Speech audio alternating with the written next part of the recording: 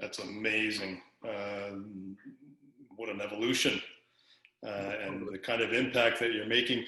For those viewers that might be interested in learning more about that program, where can they go, Nuri?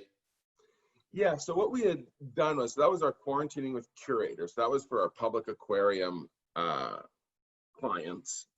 And then another program, which we kind of spun off from that, which gained us some quite a bit of media attention, was, you know, one of the issues which the aquariums and zoos were facing, you know, was this normal operation to virtually zero revenue. So zoos and aquariums in North America on an annual basis, you know, they welcome over 200 million visitors. 60 million of those visitors are children. And you can just imagine that is a lot of visitors coming through the doors. And, you know, these aquariums had to close virtually at spring break. And then carrying on, you know, right into the second quarter as spring's rolling around, summer, so on and so forth. So these facilities have really suffered tremendous financial hardship, yet the animals still need to be fed. So, you know, one of the things that we learned really during our quarantining with curator sessions, you know, with the industry and dealing with the people who are working at the aquariums is, you know, the issue of this financial burden. You know, how do they cope with this? And, you know, one of the things that we thought about doing is really, you know, marrying our two markets that we serve, or two of our markets that we serve, which is the aquarium hobbyists and the zoos and the public aquariums. And so when we talk about, you know, COVID and all of the layoffs and furloughs that were happening in the States and the tremendous, you know, financial hardship that everyone is facing, on the flip side to that is Q1 and now also running into Q2 of 2020, you know, we have seen unprecedented spending in home improvements, gardening, and the pet industry. So, you know, there's articles, there's videos, you can read this all over the paper right now. There's virtually not a dog to be adopted in many SPCAs. I remember watching a news article it was over a month ago now, and it was one of the oldest SPCAs in, I think it was New Jersey, that for the first time in 3 or 4 decades, they don't have a single animal to adopt. And so people are spending more time at home. Hopefully people are not going to send these animals back once the world gets back to its normal self, but spending on pets went through the roof.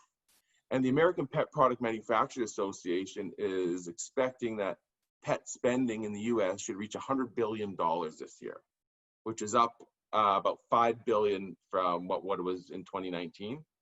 So, you know, and they've seen this unprecedented surge at every single segment of the pet industry is up, other than dog grooming, non-essential vet visits, and of course, you know, all the pet hospitals and doggy daycares, because no one's really traveling. But what's interesting on that is that the same American Pet Product Manufacturers Association, which is, you know, the governing body for this $100 billion industry in the States, you know, they do a really extensive annual pet ownership survey. And out of that pet owners, there's actually over close to 15 million households in North America that have pet fish, so aquariums at their home. And what's interesting about that is that the demographic of aquarium or pet fish owners compared to other pet owners, fish owners typically have a higher education, a higher income, and typically fall within a higher socioeconomic class. So the data shows if you're walking down the street and you see 2 people wearing the exact same shorts and flip-flops with the exact same dog with the same leash, and you go up to them and you say, "Excuse me, sir or ma'am, do you have an aquarium?" One of them says yes, the other one says no. Statistically speaking, the person that says yes is going to have a higher disposable income, higher socioeconomic level, so on and so forth. What's also interesting about the pet fish owners is the fastest growing demographic is the millennials. And the millennials also have right now, the highest disposable income. And the millennials are the demographic that is most key about environmental awareness and conservation efforts, so on and so forth. So what we did is we created a campaign, which was buy one, give one. And we are basically, we've reached out to aquarium hobbyists and the general public saying if they buy a bucket of our pellet product for their home aquarium, we then in turn we're giving a bucket to the aquarium that they could choose from. So we launched this campaign called the Save Your Aquarium Campaign. And we have several hundred public aquariums and zoological institutions that aquarium hobbyists and or we've even had, just private individuals or companies, you go online, you select your local aquarium or the favorite aquarium that inspired you, or perhaps you first got, you got married at an aquarium, or you attended your friend's wedding at that aquarium, and you're able to purchase, a bucket of our pellets like this for your home. And then you're able to select an aquarium, and Piscine Energetics is matching your purchase, and we're giving a bucket to that public aquarium. And if you don't have an aquarium at home, people can also buy a bucket, and it's kind of doubling their dollars, and we will then send 2 buckets to the public aquarium. And again, that whole, authenticity of this program, I think the biggest thing for COVID was us just showing our true colors. We're in a unique situation in our companies. We don't need to hide anything. When we're dealing with our raw materials, the more invasive Mysis shrimp we can get out of the lake, the better. The more product we can put on the market, the better. The more product that an aquarium using, the better. So it really is, this true, authentic, triple bottom line, or I call it sustainability cubed. And it's just been so interesting. A lot of times when we're speaking with our public aquariums, part of our websites for each institution, we customize it. So we show a photo of the aquarium and, a quote from the curator or biologist, just to personalize it. So if you are in, Chattanooga, Tennessee, and you're going to go to your local aquarium, Tennessee Aquarium, you're going to see your local aquarium curator talking about the conservation efforts they're using. And when we were gathering this information, it was really interesting. We actually got a little bit of resistance from some of the public aquariums. And they said, oh, we can't necessarily endorse a specific company. And we're saying, no, we're not looking for an endorsement.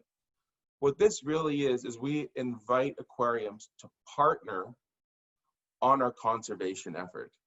And it was so interesting where, it was actually quite eye-opening for us, where typically the senior people at the aquariums we're dealing with are the aquarium curators, where all of a sudden it was kind of a learning curve for us to go a little bit higher up the chain of command, for lack of a better word, is all of a sudden you go to their VP of marketing or media outreach or education, and they're going, oh, wow, we had no idea.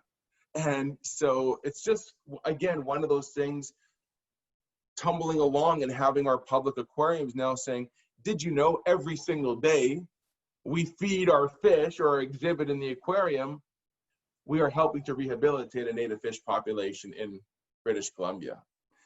And everything, we're chatting on here now for 10, 15 minutes, everything I'm saying, I could have been saying this regardless of COVID or not. But it's really COVID, it's, when the tough gets going, it's all of a sudden thinking critical. And that's really, where this has been so inspirational for the staff, and I think there's so many businesses right now who are looking at this unique environment. And it's, I don't know what the politically correct term here is, Rod. I'm just going to say, let's say it's not difficult to get into business. For a couple bucks, you can incorporate a company, print a business card, and you're in business. it's what is a sustainable business, and I think whether it was COVID or something else, I think the business world has gotten a bit of a shakeup.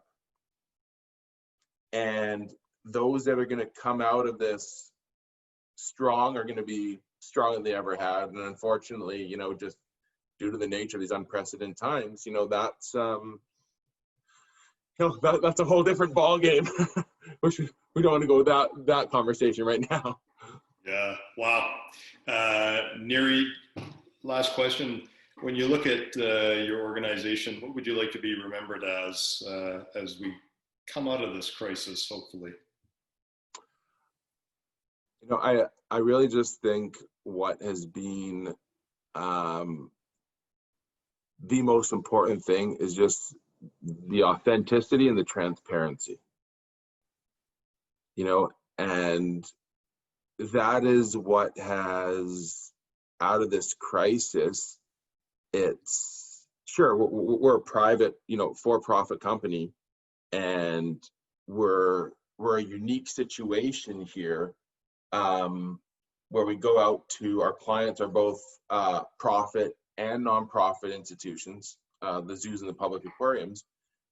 But I think what's been so interesting in this time is us having more face time than we've ever had with our zoos and our public aquariums, and them saying and being able to come out there very transparent and say, the bigger our company gets, the more Mysis shrimp we're removing out of the lake means the more people we can employ, the more product we can export out of Canada, right? And it's just not hiding. People say, oh, profit's bad or that sort of thing. It's all a matter of, doing the right things when you're in that position to do that, and I think, just for transparency, we're authentic, and me personally, I love business. I get a rush out of this, right? And I love disruption. I look at this as, since I was a kid, I was an entrepreneur. I love Monopoly. It's just one of those things, and it's just disrupting, setting corporate social responsibility examples, transparency, and authenticity. And I think that has really just kind of redefined where we are. And it's just funny talking with you, Rod.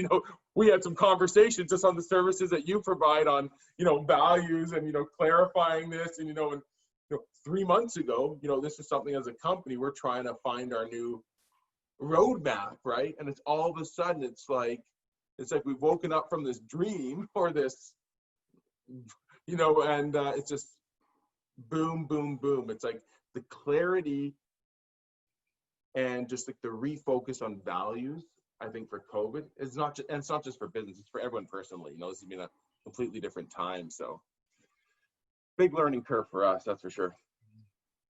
Nuri, thank you. Your energy carries right through the screen, and your optimism. I think anybody viewing this is going to get a lot of inspiration from you and the programs you have going on. So thank you so much for your time today. Yeah, thanks for inviting me. Yeah, it was a lot of fun. Appreciate the opportunity to share.